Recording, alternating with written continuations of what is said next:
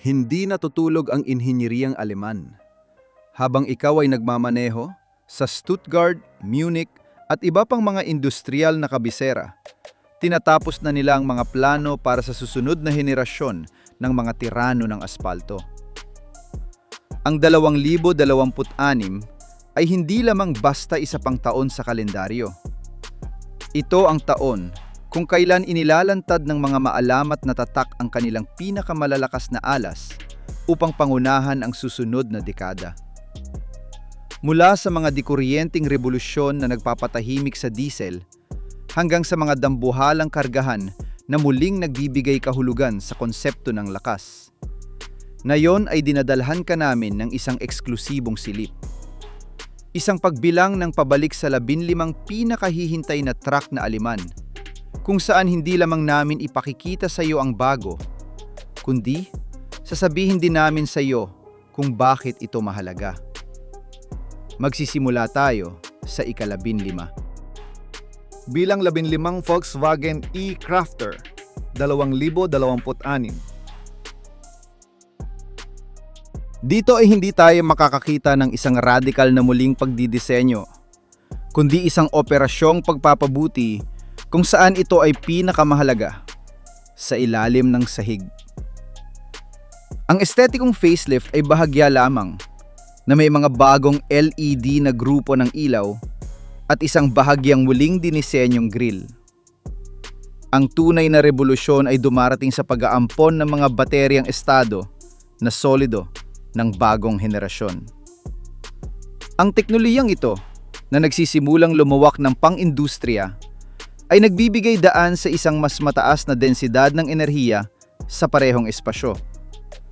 Ang resulta ay pinapangako ng Volkswagen sa wakas na malampasan ang psikolehikal na hadlang na 300 kilometro ng tunay na otonomiya kahit na may buong karga at nakabukas ang air conditioning. Kasama nito ang isang pinabuting sistema ng napakabilis na pag-charge na sa mga istasyon ng high-power direct current ay kayang dalhin ng baterya mula 15 hanggang 80% sa loob ng mas mababa sa 25 minuto. Hindi ito isang bagong truck, ngunit ito ang bersyon na nagpapalit sa e-Crafter mula sa isang opsyong pang-nicho para sa napakaikling ruta tungo sa isang praktikal na kasangkapan para sa karamihan ng mga operasyon ng paghahatid sa lungsod sa isang shift lamang.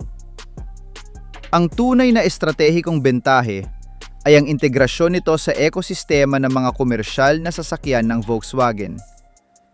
Inaasahang ito ang magiging unang modelo na maglalabas ng isang bagong software para sa pamamahala ng mga dekuryenteng plota ng katak na nagpapahintulot na mag-schedule ng mga pag-charge batay sa pabago-bagong taripa ng kuryente at painitin o palamigin ang kabina gamit ang enerhiya mula sa grid, hindi mula sa baterya ng traksyon.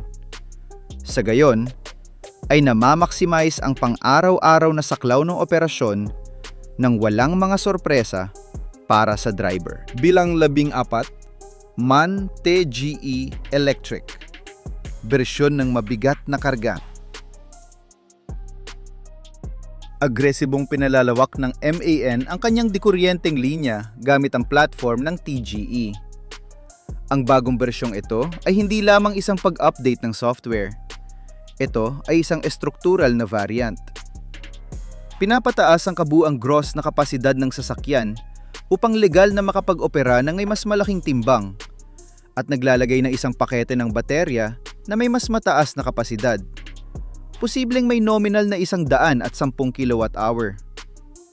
Ang truck na ito ay dinisenyo para sa mga paghahatid sa lungsod, kung saan ang mga kalakal ay siksik at mabigat, mga inumin, mga materyales sa konstruksyon para sa gawaing panglungsod, o kagamitang pang-industriya. Pinapanatili nito ang pagiging madaling imanyobra at ang mga siksik na sukat na nagbigay ng katanyagan sa TGE.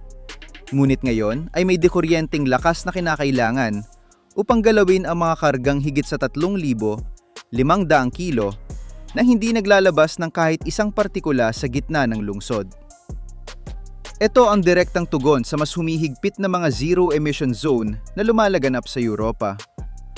Upang matiyak ang tibay sa masiding paggamit na ito, papalakasin ng MAN ang mga preno at ang suspensyon sa likod. Bukod dito, may mga haka-haka sa pagpapakilala ng isang mas agresibo at naiayos na regenerative braking system na nagpapahintulot sa driver na piliin ang antas ng pagpigil na ginagawang enerhiyang narecover ang madalas na paghinto sa paghahatid sa lungsod, na lalo pang nagpapahaba ng buhay ng mga brake disc at pad. Bilang 13, Mercedes-Benz Atego. 2026. Ang magaan medium na truck na ito ay nakatanggap ng isang komprehensibong modernisasyon na naghahanay dito sa pilosopya ng mga mas malalaking modelo ng tatak. Ang kabina ay nakatanggap ng digital na pagtrato. Isang panel ng mga instrumento na ganap na digital na may mataas na resolusyon at isang lumulutang na gitnang touchscreen na katulad ng sa Actros ay pumapalit sa mga lumang analog na orasan.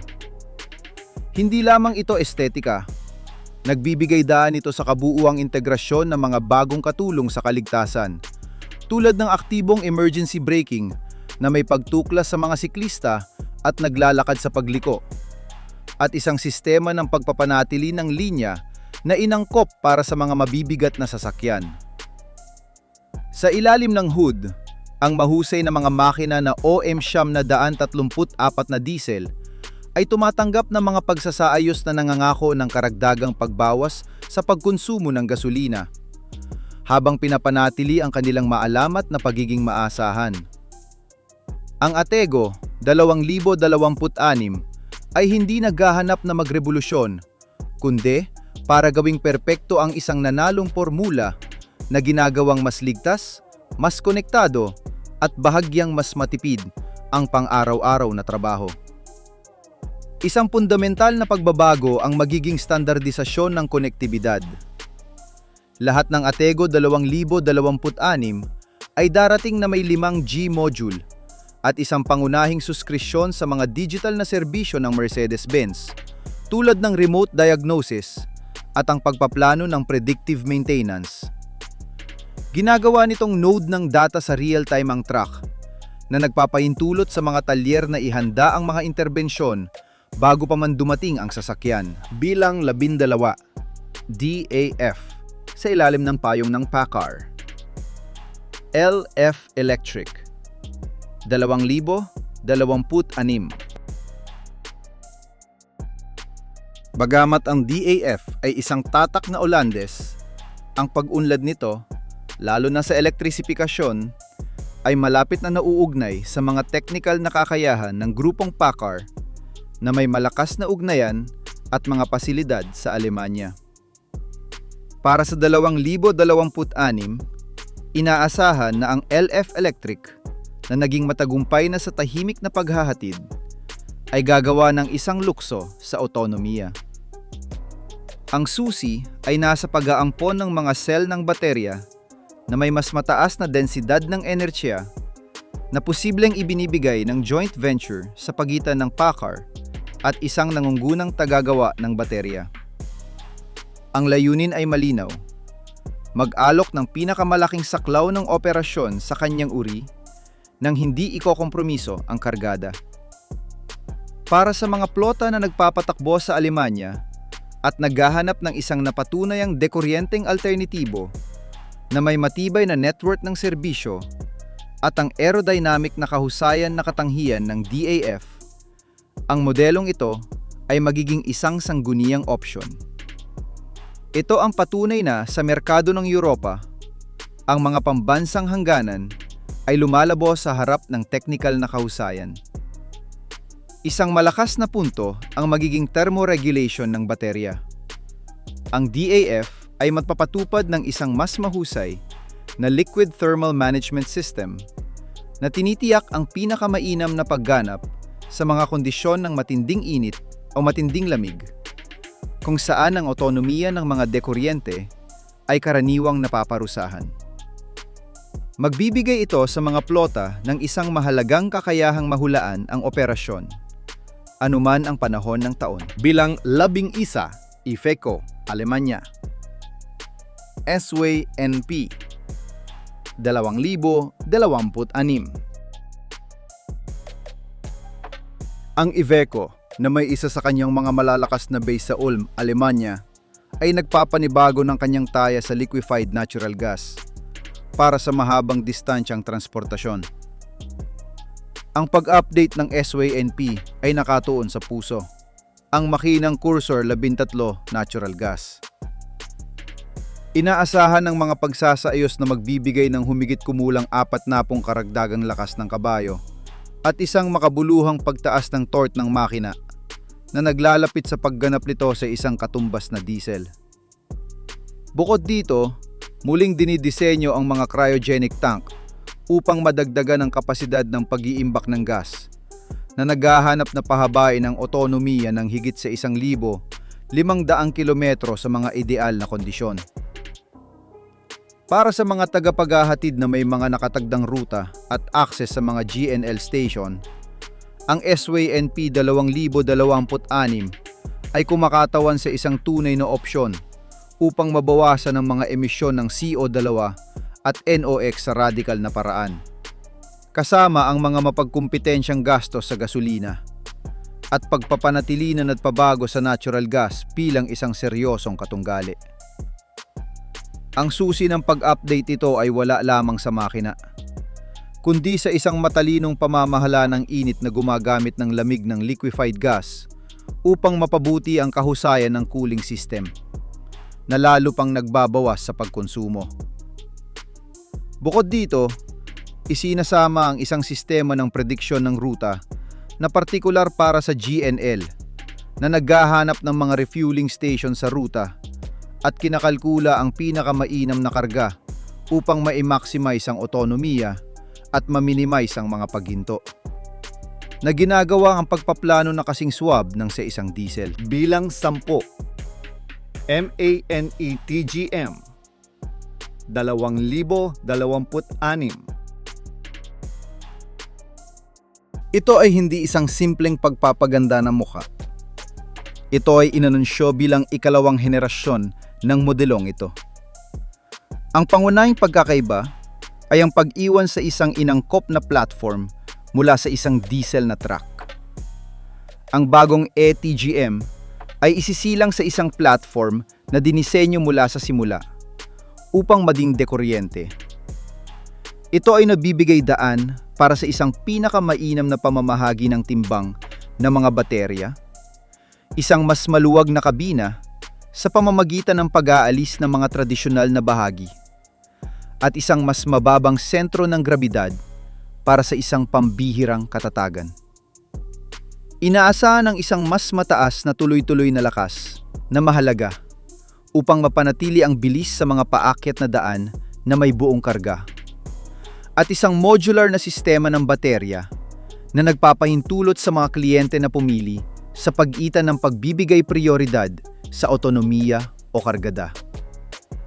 Ang ATGM 2026 ay magiging panimulang pahayag ng MAN upang sabihin na ang kanilang mga dekuryente ay hindi na mga eksperimento, kundi mga produkto na hinug na at na-optimize. Ang bagong native electric platform na ito ay nagbibigay daan sa isang perpektong balansing pamamahagi ng timbang sa pagitan ng mga ehe, na lumulutas sa isa sa mga pinakamalaking hamon ng mga inangkop na dekuryente. Bukod dito, nagpapalaya ito ng espasyo sa engine bay upang mag-install ng mga mas malalaki at mas mahusay na cooling components na tinitiyak na ang mga baterya at ang elektronika ay mapanatili ang pinakamainam na pagganap kahit sa mga araw ng matinding init at magkakasunod na mabilis na siklo ng pag-charge. Bilang 9, Mercedes-Benz e-Actros 300, 4x2. Kung ang e-Actros 400 o 600 ay idinisenyo para sa malalayong paglalakbay, ang 300 ay ang kasangkapan para sa elektrisifikasyon ng araw-araw sa regional na pamamahagi. Sa isang konfigurasyon ng traktor na may dalawang ehe at ang standard na pakete ng baterya, mga 400 kWh, ito ay partikular na idinisenyo para sa mga ruta ng pamamahagi na may mahuhula ang pang-araw-araw na distansya na mas mababa sa 200 kilometro. Ang atraksyon nito ay wala sa isang record na otonomiya, kundi sa pag-aalok ng isang mas abot-kayang opsyon sa pagpasok sa e-Actros ecosystem. Pinapayagan nito ang mga katangtaman at maliliit na plota na simulan ang kanilang dekuryenteng transisyon nang wala ang napakalaking paunang pamumuhunan ng long-range model na nagpapatakbo sa isang malinis at tahimik na paraan sa mga ruta mula sa mga logistics center patungo sa mga urban center. Ito ang dulo ng sibat upang gawing laganap ang elektrisidad sa regional na transportasyon. Ang tunay nitong talino ay nasa standardisasyon at pagiging simple. Sa pag-aalok ng iisang konfigurasyon ng baterya at mga ehe, maaaring i-optimize ng Mercedes-Benz ang produksyon at ang post-sale support na nagbabawas sa mga oras ng paghahatid at sa mga gastos sa pagpapanatili. Idinisenyo ito para sa mga plota na nagpapatakbo mula sa iisang logistics center, kung saan maaaring mag-install ng mga nakalaang charger at sanayin ang mga driver sa isang kontroladong kapaligiran na namamaximize ang kanilang kahusayan sa operasyon mula sa unang araw. Bilang 8, Setra, Daimler Truck. 531, DT, 2026.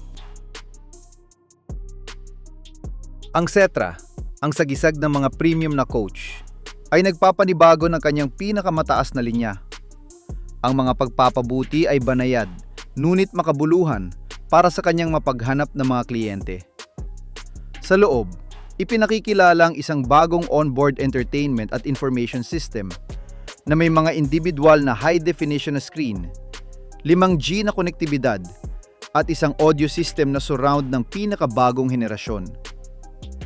Ang mga upuan, na maalamat na sa kanilang ginhawa, ay nagsasama ng mga bagong materyales para sa pagpapalamig at masahe. Sa technical na aspeto, tinatanggap nito ang pinakabagong ebolusyon ng makinang OM470 isa ng Mercedes-Benz, na inangkop upang sumunod sa mga regulasyong Euro 6 final na nag-aalok ng mas mataas na acoustic refinement at isang bahagyang pagpapabuti sa kahusayan. Ang S531 DT 2026 ay hindi naghahanap na maging pinakaradikal, kundi para muling pagtibayin ang posisyon nito bilang ang pinakananais na lugar upang maglakbay ng daan-daang kilometro sa kalsada. Ang pagpapanibago ay higit pa sa ginhawa. Nagsasama ito ng isang advanced na telemetry system na nagmo-monitor sa real-time ng estado ng lahat ng critical na bahagi, na hinuhulaan ang mga pangangailangan sa pagpapanatili at nagbababala sa operator bago pa mangyari ang isang breakdown. Para sa driver, kasama dito ang isang bagong pakete ng mga tulong sa pagmamaneho na partikular na idinisenyo para sa mga coach, na may pinabuting lane change assistant at isang predictive cruise control na umaangkop sa trapiko at sa topografiya sa mas swabe pang paraan. Hanggang dito, ang mga ebolusyon ay makapangyarihan at dekuryente. Ngunit ang paparating ngayon ay ang mga mabibigat na bala, ang mga paglulunsad na magpapakatal sa kompetisyon. Pinag-uusapan natin ang mga truck na nagpapabago sa mga patakaran ng laro, na may teknolohiyang tilagaling sa pelikula at mga katangian na halos imposible. Ang bilang 7 ay simula pa lamang ng tunay na rebolusyong Aleman. Bilang 7, MAN TGX Efficient Line. 2026. Sa isang mundong nagmamadali patungo sa dekuryente, ang MAN ay naglalabas ng isang matapang na paalala na ang diesel ay marami pang sasabihin, lalo na kapag ang susing salita ay kahusayan. Ang ikatlong henerasyon ng Efficient Line ay hindi isang muling pagdidisenyo. Ito ay isang precision surgery na inilapat sa bawat punto kung saan nawawala ang enerhiya. Ang pangako ay mapuwersa. 8% mas mababang pagkonsumo kumpara sa kanyang namumukod tangi ng hinalinhan. Paano nakakamit ang gawaing ito? Sa pamamagitan ng pag-atake sa 3 larangan. Una, ang aktibong aerodynamics. Mga side flaps sa rear bumper na otomatikong lumalabas sa particular na bilis upang gabayan ang daloy ng hangin at bawasan ang turbulence sa pagitan ng traktor at ng trailer.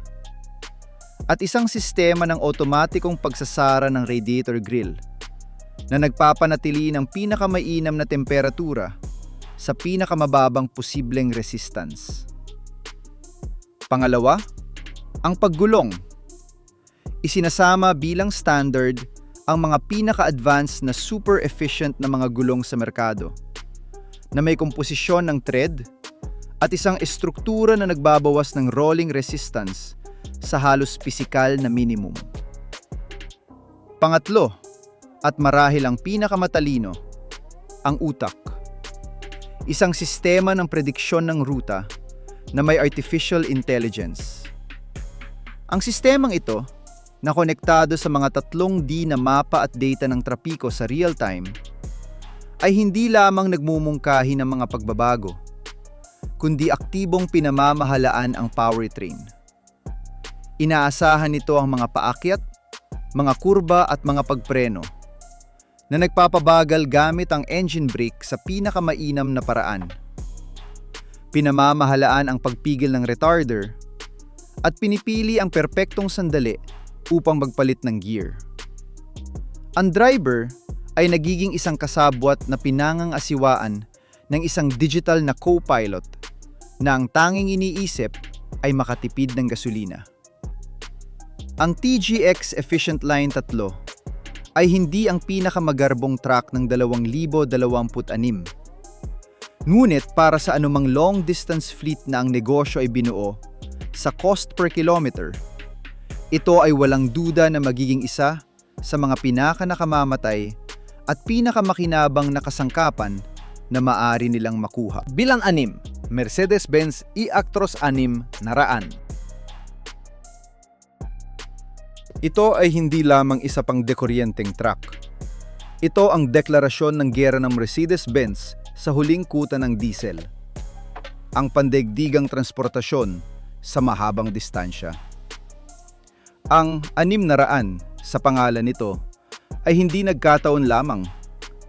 Tumutukoy ito sa ipinangakong otonomiya nito na nasa humigit kumulang 600 kilometro sa mga makatotohanang kondisyon ng highway na may karaniwang karga na 40 tonelada.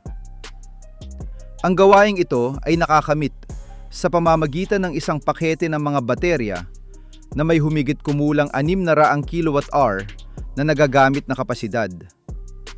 Ngunit ang mahiwagang kapangyarihan ay wala lamang sa dami, kundi sa pamamahala ng init at sa kahusayan ng powertrain. Ang e-Actros 600 ay gumagamit ng 3 dekoryenteng motor, 2 sa ehe sa likod at 1 sa harap, na nagbibigay daan sa total traction kapag kinakailangan at isang matalinong pamamahagi ng lakas upang ma-maximize ang kahusayan.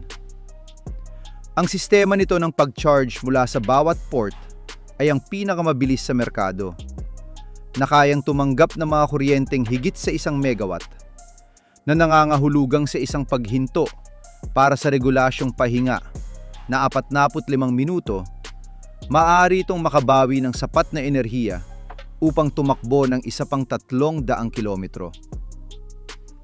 Ngunit higit pa sa mga numero, ang nagtatakda sa e-Actros 600 ay ang konsepto nito.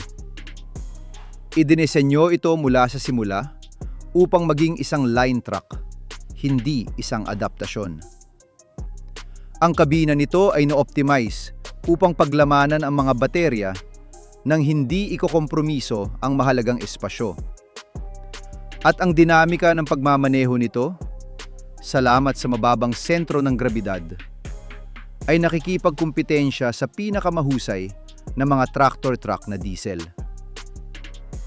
Sa modelong ito, Hindi lamang naglalabas ang Mercedes-Benz ng isang produkto, naglalabas ito ng isang malinaw na mensahe. Ang kinabukasan ng transportasyon ng mga kalakal sa kalsada ay dekuryente. At ang kinabukasan na iyon ay mayroon na ngayong practical na otonomiya para sa karamihan ng mga ruta sa Europa. Bilang 5, BMW. Bilang tagagawa ng mga kabina para sa mga truck ng bumbero at mga espesyal. Ang BMW, bagaman labas sa merkado ng mga truck sa kalsada, ay isang makasaysayan at mataas na antas na manlalaro sa paggawa ng chassis at mga kabina para sa mga espesyal na sasakyan, lalo na para sa mga high-end na pangkat ng bumbero. Ang paglulunsad nito para sa 2026 ay nagmamarka ng isang punto ng pagbabago. Ang malawakang pag-aampon ng teknolohiyang plug-in hybrid sa critical na sektor na ito.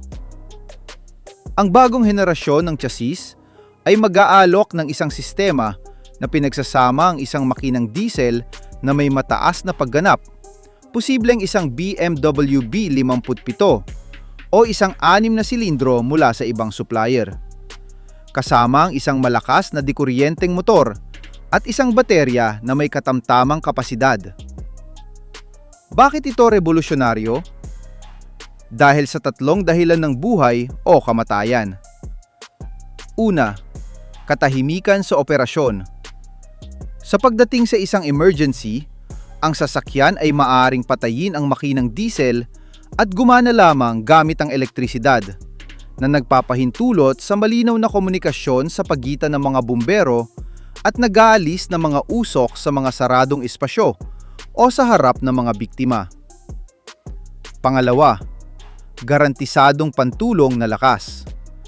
Ang baterya ay maaaring magbigay ng lakas sa lahat ng mga bomba, ilaw at kagamitan sa pagliligtas sa loob ng maraming oras nang hindi na kailangang panatilihing naka-idle ang makinang thermal na nakakatipid sa gasolina at nagbabawas ng pagkasira. Pangatlo, taktikal na mobilidad. Ang mode na ganap na dikuryente ay nagpapahintulot ng mga tumpak at tahimik na paggalaw sa mga komplikadong kapaligiran, tulad ng sa loob ng malalaking pang-industriyang gusali o sa mga sakuna na may mga hindi matatag na istruktura. Ang paglulunsad na ito ng BMW ay hindi naghahanap na magbenta ng libu-libong unit. Naghahanap ito na muling itakda ang pamantayan ng kung ano ang dapat na maging isang elite na sasakyan para sa interbensyon sa ika-21 siglo. Bilang 4, Daimler Truck Freightliner E-Cascadia para sa Europa. Ito ay isang estratehikong hakbang na may malalim na implikasyon. Nagpasya ang Daimler Truck na dalhin ang dekuryenteng pambato nito sa North America, ang matagumpay na E-Cascadia, sa lupa ng Europa sa isang pilot program kasama ang mga napiling plota. Bakit ito napakahalaga? Dahil ito ang unang konkretong hakbang patungo sa isang pandaigdigang dekuryenteng platform ng grupo. Ang E-Cascadia na darating sa Europa ay hindi magiging kapareho ng sa Estados Unidos. Iangkop ito sa mga regulasyon ng mga sukat at sa mga charger connector ng kontinente, CCS Combo 2. Ngunit ang esensya nito, ang arkitektura ng mga baterya, ang mga dekuryenteng motor na rotor bobinado, ang power electronics, ay magiging pareho. Ang pagpasok na ito ay may dalawahang layunin. Una, subukin sa isang kakaibang kapaligiran ng operasyon at regulasyon ang katatagan at pagtanggap sa isang platform na hinugna. Pangalawa, at higit na mahalaga, magpadala ng mensahe sa kompetisyon sa Europa na ang Daimler ay hindi lamang may e-Actros, kundi kaya nitong magpakalat ng isang kumpletong pamilya ng mga dekuryenteng solusyon sa anumang merkado. Para sa mga tagapamahala ng mga plota sa Europa, ang pagsubok sa isang E-Cascadia ay parang pagsilip sa hinaharap na tumatakbo na sa North America. Isang dekuryenteng truck na idinisenyo mula sa simula upang maging dekuryente na may pilosopiya ng kabina, mas parisukat, mas maluwag. At isang pakiramdam sa pagmamaneho na mag-aalok ng isang kawili-wiling kaibahan sa harap ng mga mas aerodynamic na disenyo sa Europa. Ito ang pangkalahatang pag-iensayo para sa isang pandaigdigang opensiba. Bilang 3, MANTG-5. Ito ay hindi isang simpleng pag-update. Ito ang pagsilang ng isang bagong alamat para sa konstruksyon at sa trabaho sa labas ng kalsada. Ang TG5 ay dumarating upang pag-isahin at palitan ang matatagumpay na seryeng TGS at TGX sa kanilang mga pinakamatibay na bersyon. Lahat ay bago. Ang platform ay mas matibay, na may chassis na may mas mataas na libreng taas, at mga partikular na pampatibay upang tiisin ang pinakamalalalang pag-abuso. Ang kabina, bagaman pinapanatili ang ADN ng MAN, ay isang kabuuang buling pagdidisenyo mula sa sahig, na may mas mahusay na access, mas matitibay na materyales para sa loob, at isang mas malinaw pang paningin. Ngunit ang kaluluwa ng dambuhala ay ang bagong pamilya ng mga makina, ang D42. Ito ay isang propulsor na may 6 na silindro sa linya na magiging pinakamalakas at may pinakamataas na torque ng tatak, na madaling hihigitan ang mga nakaraang marka. Idinisenyo ng partikular para sa mga aplikasyon ng mataas na pagsisikap. Binibigyang prioridad ng makinang ito ang torque sa napakababang revolusyon at isang patag at pare-parehong kurba ng lakas. Ang teknolohiyang diesel ay umaabot dito sa kanyang pinakamataas na pagpapahayag ng kontroladong lakas, na pinamamahalaan ng isang bagong henerasyon ng mga control system na nag-optimize sa pagkonsumo kahit sa mga kondisyon ng matinding karga at trabaho gamit ang PTO, Power Takeoff. Ang TG5 ay hindi naghahanap na maging elegante. Naghanap ito na maging hindi mapipigilan. Ito ang truck na darating sa mga minahan, sa malalaking gawaing infrastruktura, at sa mga pinakamapaghanap na proyekto upang patunayan na, sa mundo ng tunay na trabaho, ang pagiging maaasahan at ang krudong lakas na maayos na nailagay ay nananatiling mga hari. Bilang 2, Mercedes-Benz New Actros 2026.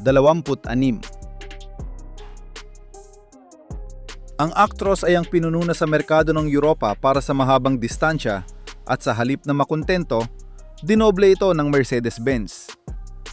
Ang pag-update para sa 2026 ay nakatuon sa 3 haligi na muling nagtatakda sa karanasan ng pagmamaneho. Ang una ay ang ikalawang henerasyon ng mirror cam. Kalimutan ng maliliit na screen na LCD. Mayon ay mga screen na OLED na may mataas na resolusyon na nakakabit sa mas manipis at mas aerodynamic na mga braso. Ang imahe ay napakalinaw at may ganoong kaibahan na ang paningin sa gabi at sa ulan ay mas mahusay kaysa sa isang tradisyonal na salamin. Nagsasama rin ang mga ito ng mga dinamikong linya ng tulong at mga alerto para sa mga blind spot na nakapaloob na. Ang ikalawang haligi ay ang Advanced Level 2 Autonomous Pilot. Ang sistemang ito ay hindi lamang nagpapanatili ng linya at distansya, ngayon ay kaya na nitong magplano at magsagawa ng mga pag-overtake ng otonomo sa highway. Pinahihintulutan ito ng driver at ang truck gamit ang mga sensor at mapa, ay naguhudyat, lumilipat ng linya, nag-overtake sa mabagal na sasakyan, at bumabalik sa kanyang linya, lahat sa isang swab at mahuhula ang paraan. Ang ikatlong haligi ay ang loob.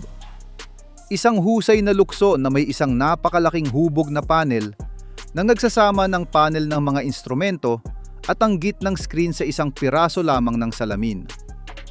Isang interface na naglulubog sa driver sa impormasyon. Ang New Actros 2026 ay hindi binabago ang fundamental. Dinadala ito sa isang dimensyon ng konektibidad, tulong at ginhawa, na naglalagay dito ng maraming taon sa harap ng anumang kasalukuyang katunggali. Ito ang nangungguna sa truck sa kalsada sa kasalukuyan. Bilang isa, ang pinakahihintay, Porsche at Scania, pakikipagtulungan. Concept 2026.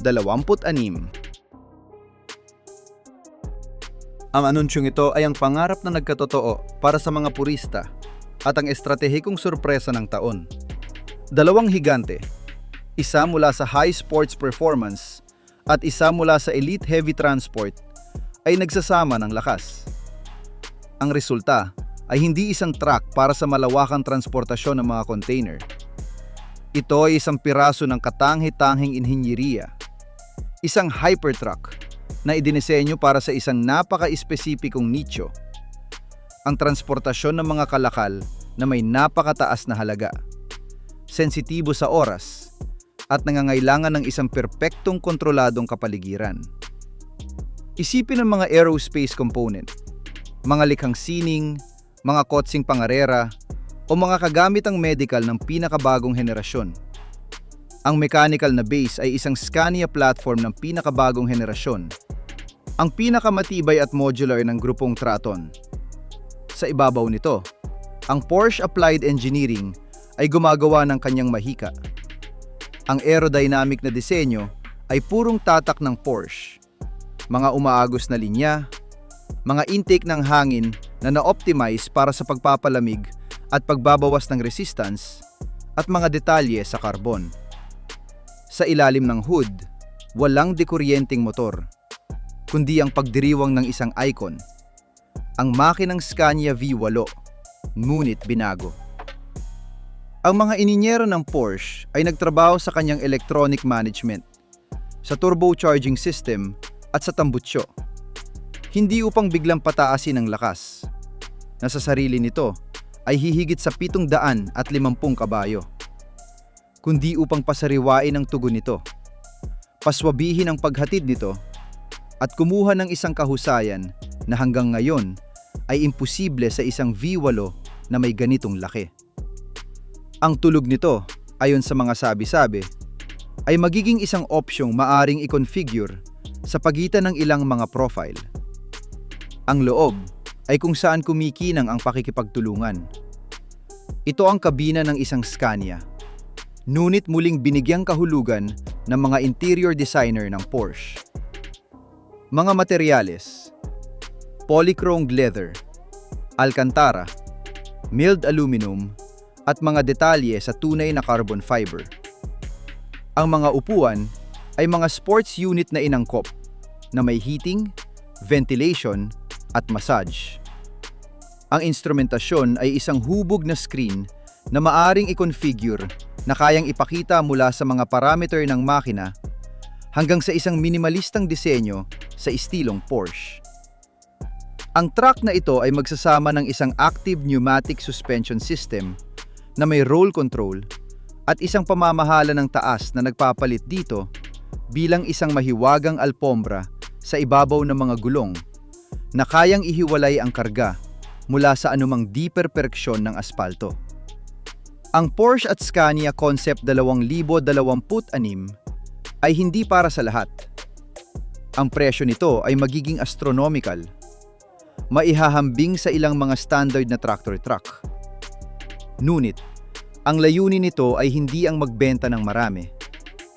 Ito ay isang deklarasyon ng mga prinsipyo na ang heavy transport ay maaring maging isang karanasan ng mataas na luho, maximum performance at technical na perpeksyon. Ito ang patunay na ang pagnanasa sa inhinyeriya ay walang mga limitasyon sa segment. Ito ay, nang walang anumang duda, ang pinakanakakapanabik, ninanais at makabuluhang truck na darating o kahit papaano ay ipapakita sa 2026.